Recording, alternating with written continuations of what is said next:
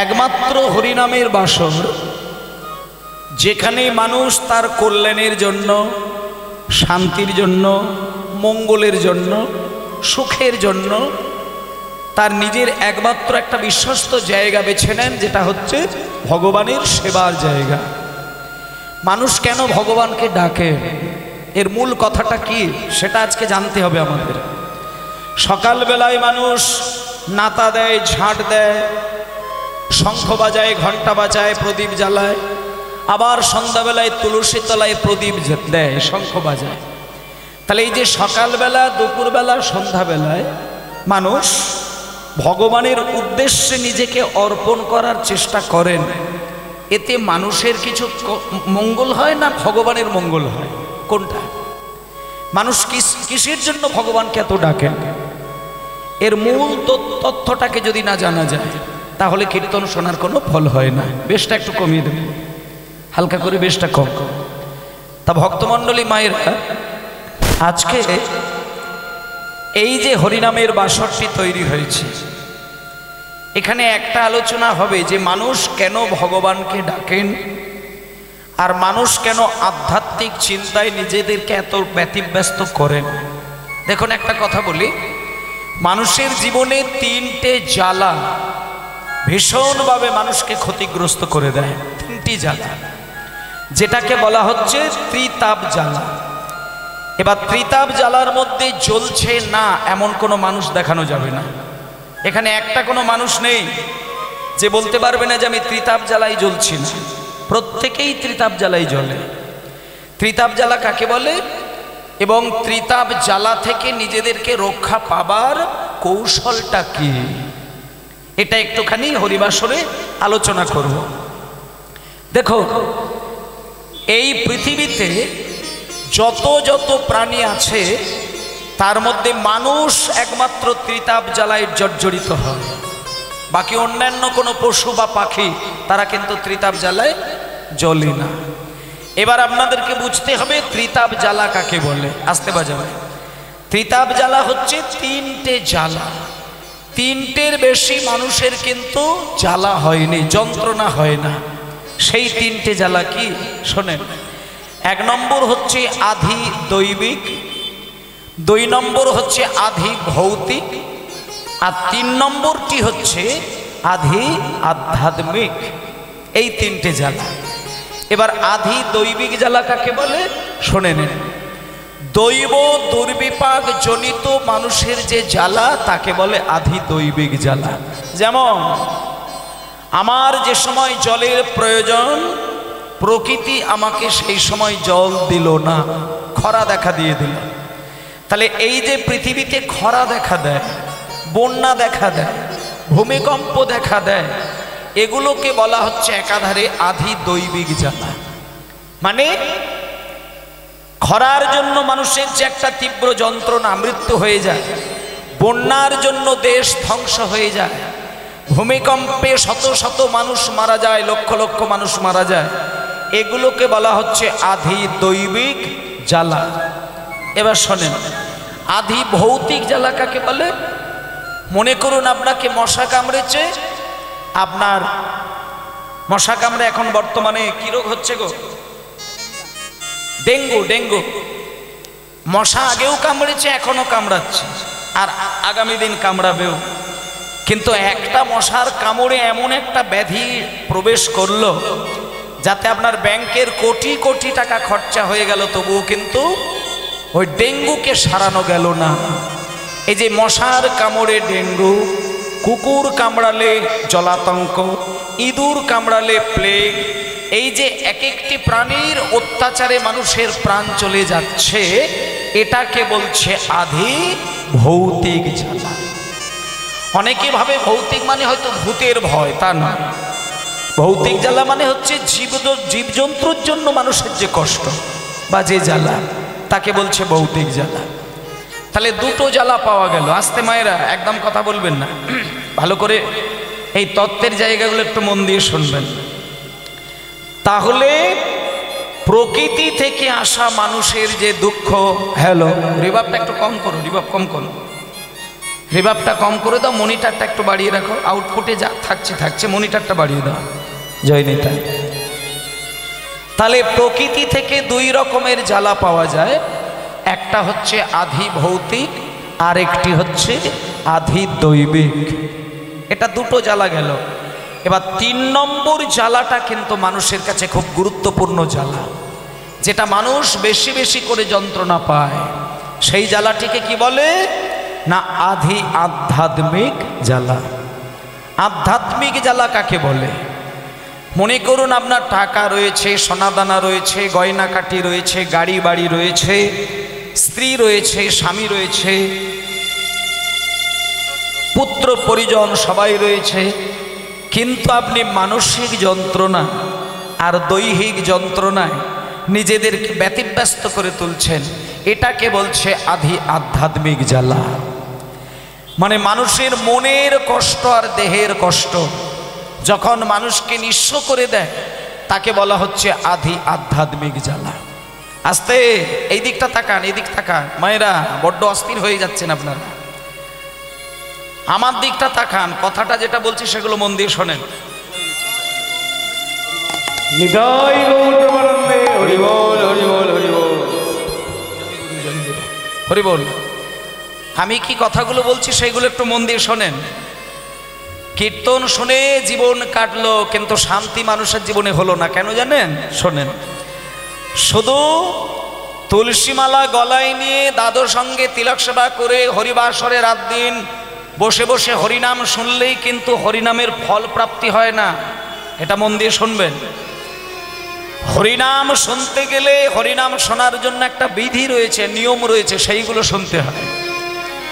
ভগবানকে ডাকলেই কি ভগবানকে পাওয়া যায়, নাকি হরিবাসরে বসলেই হরিনাম শোনা যায়?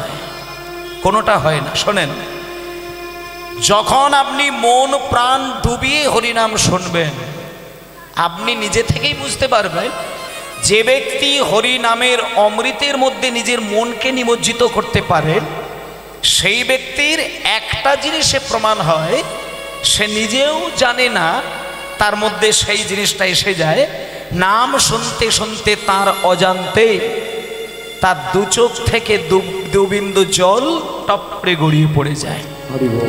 আর একটা জিনিস আপনাদের বলে দিই, হরিনাম শুনতে বসে যে ব্যক্তি কাঁদতে জানে না, হরিনাম শুনতে বসে যে ব্যক্তির চোখে জল আসতে চায় না, হরিনাম শুনতে গিয়ে যার ব্যাকুলতা আসে না, তাহলে জানতে হবে সে ভগবানের প্রতি এখনো তার ভালোবাসাটা তৈরি হয়নি। যে ঈশ্বরকে ভালোবাসেন মন প্রাণ দিয়ে, সে নাম শুনতে গেলে তার চোখে জল আসবেই আসবে। যেমন একটা কথা বলি, আপনি আপনার থেকে বেশি যাকে ভালোবাসেন, খেয়াল করে দেখবেন, আপনার থেকে আপনি যাকে বেশি ভালোবাসেন তার নামটা যেখানে হবে দেখবেন আপনার সেখানে বেশি আনন্দ উপভোগ হয়। ভালোবাসার মানুষের নাম শুনতে গেলে যেমন নিজেকে আনন্দ বোধ হয়, তেমনি ভগবানকে যারা ভালোবাসেন, ভগবানের নাম যেখানে হয় ভক্ত সেখানে পাগল হয়ে তার নাম শোনেন। তাই জন্য ভক্তমণ্ডলী মায়েরা, আজকে আপনারা গত কয়েকদিন ধরেই হরিনাম শুনছেন, আজকেও শুনবেন, আগামী দিন শুনবেন, কিন্তু হরিনাম শুনতে গেলে আমাদের তত্ত্বগুলোকে উপলব্ধি করতে হবে। যে নাম আমি কেন শুনব, পালা আমি কেন শুনব, লীলা আমি কেন শুনব। চলুন, এই যে মানুষের জীবনে তিনটে জ্বালাকে মানুষ যদি সরাতে না পারে, সে কোনোদিন ভগবানকে ডাকতে পারে না।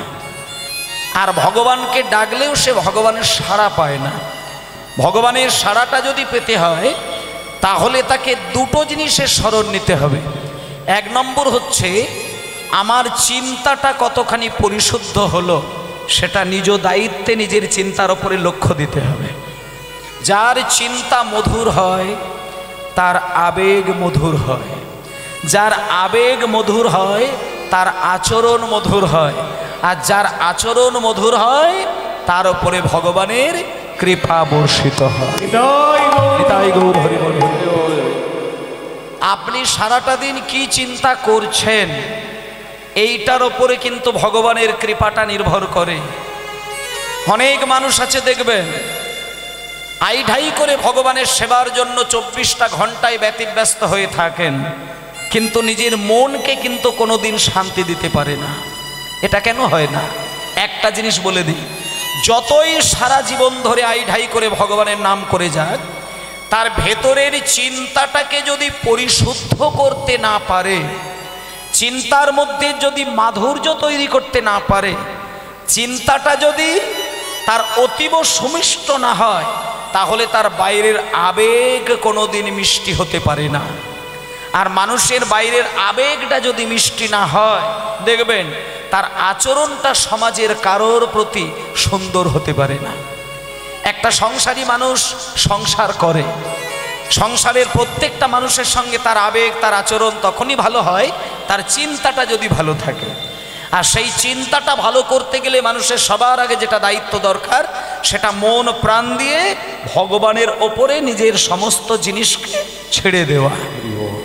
যে কামনা বাসনাকে ভগবানের উপরে ছেড়ে দিতে পারে, তার ভেতরের চিন্তাটা অনায়াসেই সুমিষ্ট হতে পারে। তাই ভক্তমণ্ডলী মায়েরা, আজকে আপনাদের কতগুলো পয়েন্ট আমি আপনাদের ধরিয়ে দিই।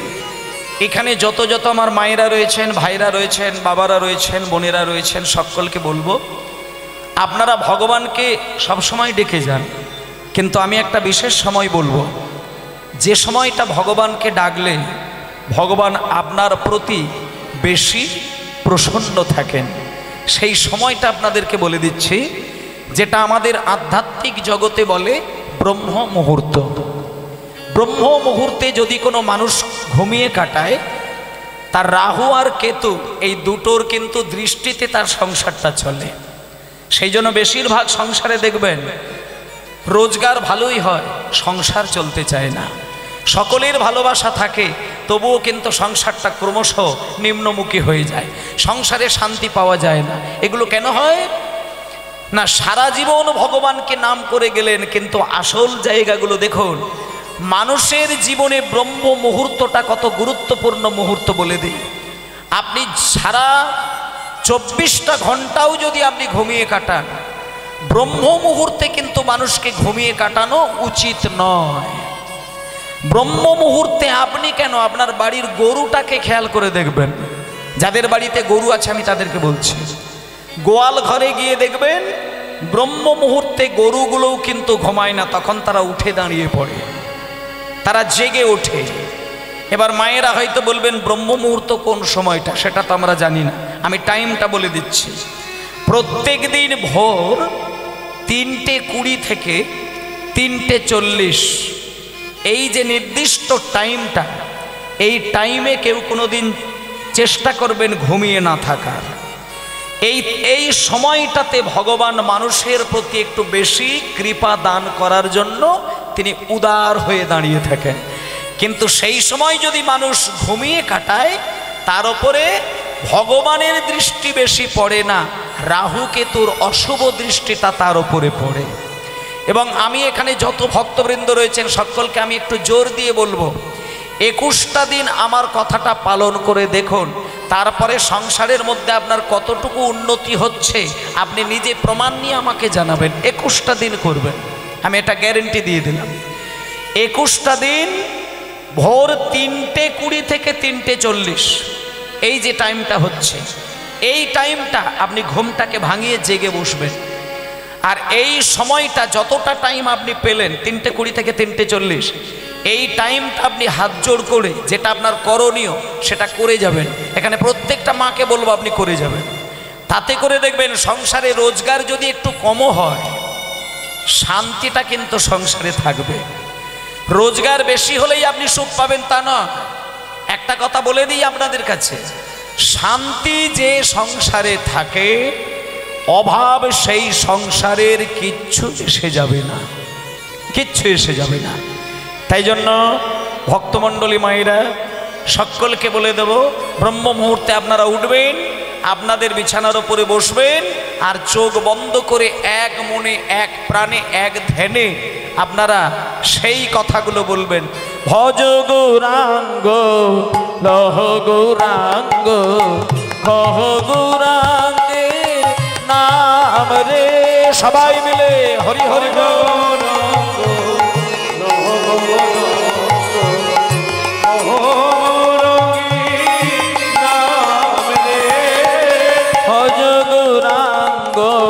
হালকা হালকা করে রিভাব দেবে, বেশি বাড়াবে না।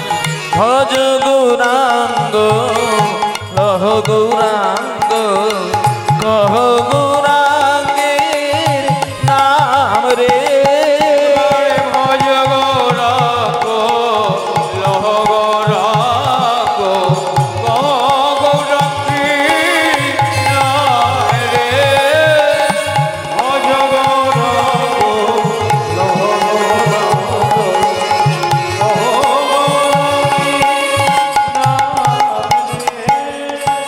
দাঁড়াও দাঁড়াও, একটুখানি দাঁড়াও। আপনারা একটু হাতে তালি দিয়ে নাম করার চেষ্টা করুন। ভোরের বেলার নামটা যদি হাতে তালি দিয়ে করেন, ও মায়েরা, হাতে তালি দেওয়া মানে জোরে জোরে নাম করতে হবে সেটা কিন্তু নয়। আমি আপনাদের বলছি না যে আপনি জোরে জোরে হাতে শব্দটা তৈরি করুন, তা নয়। ঈশ্বরের উদ্দেশ্যে যে তালিটা হবে সেই তালিটা জোরে জোরে শব্দ পেতেই হবে এমন কোনো কথা নয়।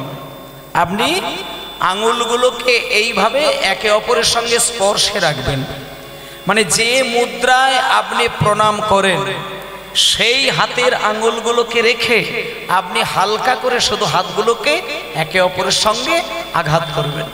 শব্দ যদি নাও পাওয়া যায়, এইভাবে যদি আপনি হাতে তালি দিতে দিতে নামটা করেন, আপনি নিজে থেকেই প্রমাণ পাবেন আপনার অন্তর থেকে ভক্তিটা যেন আপনা আপনি ফুটে উঠছে, উপরের দিকে ভক্তি ক্রমশ উঠছে। আপনি প্রমাণ নিয়ে দেখবেন।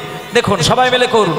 ভজ গৌরাঙ্গ লহ গৌরাঙ্গ কহ গৌরাঙ্গের নাম রে। ভজ গৌরাঙ্গ লহ গৌরাঙ্গ কহ গৌরাঙ্গের নাম রে। যে জানা গৌরাঙ্গ ভজে সে হয় আমার প্রাণ রে। যে জন গৌরাঙ্গ ভজে সে হয় আমার প্রাণ রে।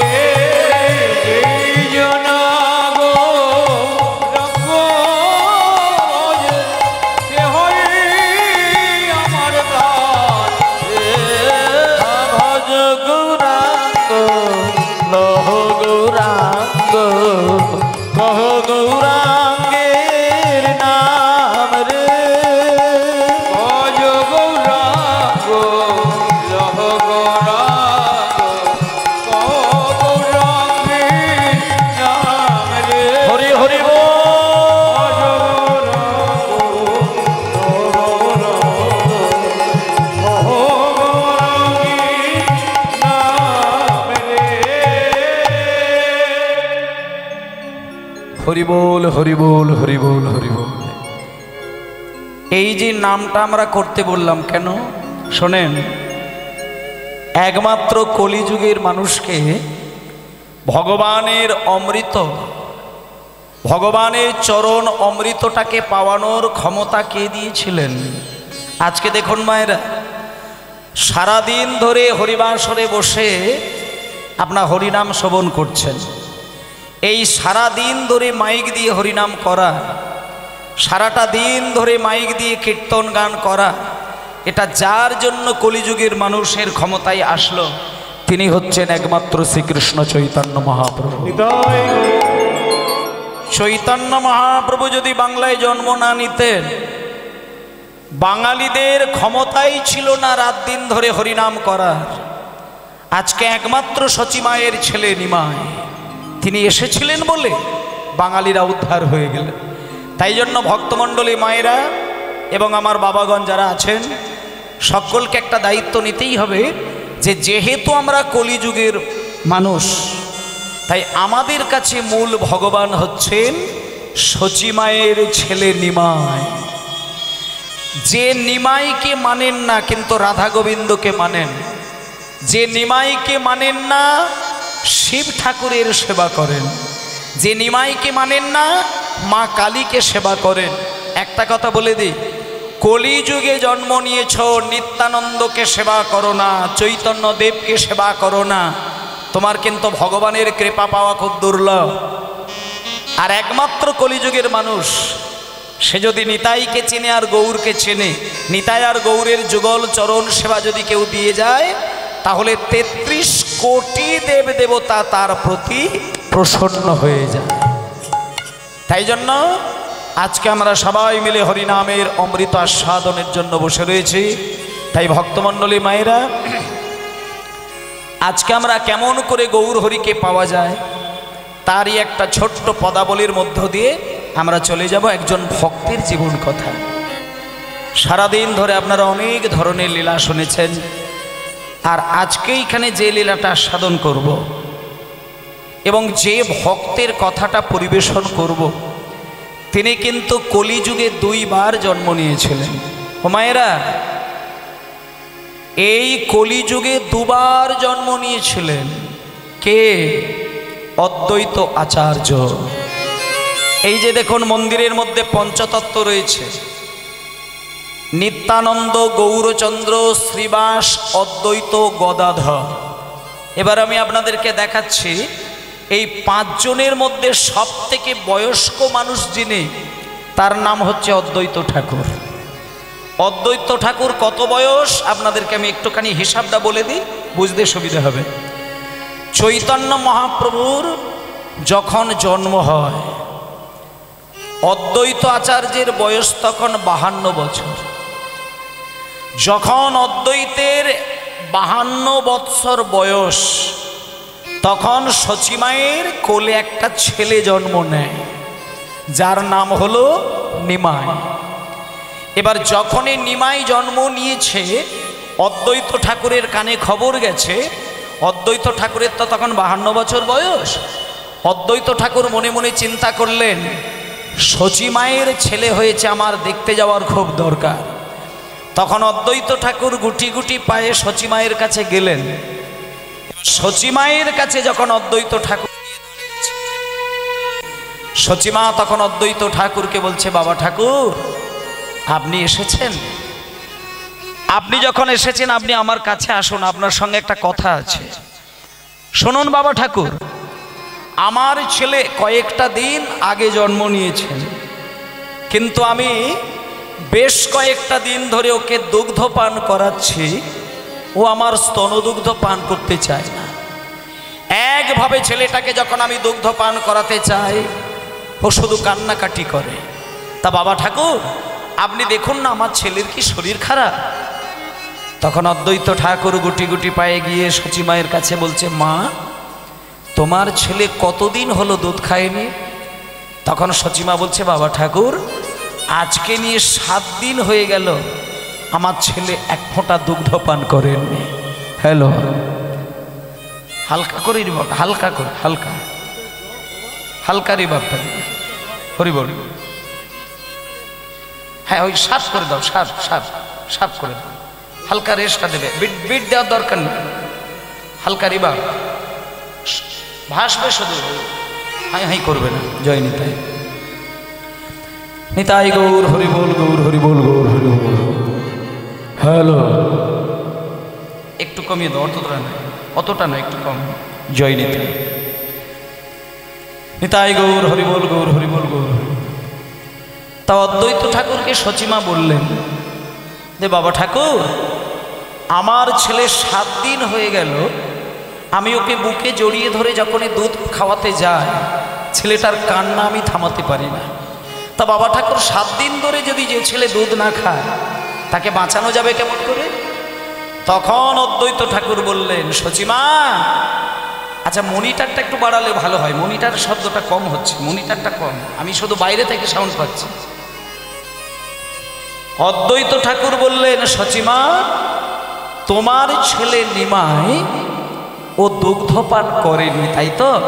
তুমি একটা কাজ করো, তোমার ছেলেকে কোল থেকে নামিয়ে দাও, নামিয়ে এই তুলসী তলার কাছে ধুলোর মধ্যে ছেলেটাকে একটু শুইয়ে দাও, দেখি ছেলেটা কি করে। যখন অদ্বৈত আচার্যের কথায় সচিমা তার ছোট্ট ছেলে নিমাই, মাত্র 7 দিন ছেলেটা জন্ম নিয়েছে, সেই ছেলেটাকে যখন কোলের মাঝখান থেকে নামিয়ে দিল তুলসী তলায়, ধুলোর মধ্যে যখন ছেলেটাকে নামিয়ে দিলেন, তখন ওই ছোট্ট ছেলে, মাত্র 7টা দিন বয়স, ওই ছোট্ট ছেলে ছোট্ট হাতে তার ছোট্ট আঙ্গুল দ্বারা ধুলোর মধ্যে একটা চিহ্ন তৈরি করে দিলেন, একটা সংকেত দিয়ে দিল। যে সংকেতটাতে অদ্বৈত ঠাকুর বুঝে গেলেন যে ছোট্ট ছেলেটা বলতে চাইছে হরে কৃষ্ণ। আর যখনই ওই 7 দিনের ছেলে নিমাই হরে কৃষ্ণ নামটা লিখে দিয়েছে ধুলোর মধ্যে, তখন অদ্বৈত ঠাকুর সচিমাকে প্রশ্ন করলেন, সচিমা আমি তোমাকে একটা কথা বলি, তুমি যে নিমাইকে গর্ভে ধরেছ, নিমাইকে যে তুমি তোমার স্তনদুগ্ধ পান করাতে চাইছ, আমি তোমাকে একটা কথা বলি মা, তুমি দীক্ষা নিয়েছ? দীক্ষা? হ্যাঁ, তুমি দীক্ষা মন্ত্র নিয়েছ কি? তখন সচিমা বলছে, বাবা ঠাকুর আমার তো এখনো দীক্ষা মন্ত্র নেওয়া হয়নি, তবে কি আমার ছেলে যতদিন না দীক্ষা নেব ততদিনও দুগ্ধপান করবে না? তখন অদ্বৈত আচার্য বলছেন, সচিমা তোমার ছেলে দীক্ষা না নিলে দুগ্ধ খাবে না তা নয়, আমি তোমাকে একটা কথা বলি, তুমি এই তুলসী তলায় বসে হাত জোড় করে তুমি সংকল্প করো, তোমার অশৌচ মিটে গেলেই তুমি গুরুর কাছ থেকে দীক্ষা মন্ত্র নেবে। তখন সচিমা অদ্বৈত আচার্যের কাছে বসে তুলসী তলায় হাত জোড় করে সচিমা কথা দিয়ে দিলেন, আমার অশৌচ মিটলে আমি দীক্ষা মন্ত্র নেব। যখন সচিমা সংকল্প করে দিলেন, দেখা গেল পরক্ষণেই সেই ছোট্ট ছেলে নিমাইকে যখন বুকের মধ্যে জড়িয়ে ধরল, যে ছেলে 7 দিন হলো দুগ্ধ খেলো না, সেই ছেলে অনায়াসেই সচিমায়ের দুগ্ধ পান করতে শুরু করলেন। নিতাই গৌর প্রেমানন্দে হরি বল হরি বল হরি বল হরি বল। তাই জন্য এখানে যারা মায়েরা রয়েছেন, বাবারা রয়েছেন, যারা দীক্ষা মন্ত্র নিয়েছেন তারা যথেষ্ট ভাগ্যবান, আর যারা দীক্ষা নেননি তাদেরকে বলবো দীক্ষাটা নিয়ে নেবেন। আজকে সচিমা দীক্ষা মন্ত্র নিয়েছিলেন কিন্তু, এবং সংকল্প করেছিলেন। তাই আমরা যে দীক্ষা মন্ত্র নেবার জন্য আমরা পাগল হয়ে থাকি, সেই মন্ত্রের কামবীজ মন্ত্র সবাই হৃদয়ে ধারণ করেন, আর তার সঙ্গে মহামন্ত্রটিও থাকে। সেই মহামন্ত্রটি একবার আমরা গেয়ে নেব সবাই মিলে, সবাই মিলে একটুখানি। হরে কৃষ্ণ কৃষ্ণ কৃষ্ণ হরে হরে, হরে রাম রাম রাম হরে হরে, হরে কৃষ্ণ কৃষ্ণ কৃষ্ণ হরে হরে, হরে রাম হরে রাম রাম রাম হরে হরে, হরে কৃষ্ণ কৃষ্ণ কৃষ্ণ হরে হরে, হরে রাম রাম রাম হরে হরে, হরি বল হরি বল। হরে কৃষ্ণ কৃষ্ণ কৃষ্ণ হরে হরে, হরে রাম হরে রাম রাম হরে হরে, হরে কৃষ্ণ কৃষ্ণ কৃষ্ণ হরে হরে, হরে রাম রাম রাম হরে হরে, হরে কৃষ্ণ কৃষ্ণ হরে হরে, হরে রাম হরে হরে হরে, হরে কৃষ্ণ কৃষ্ণ কৃষ্ণ হরে হরে, হরে রাম রাম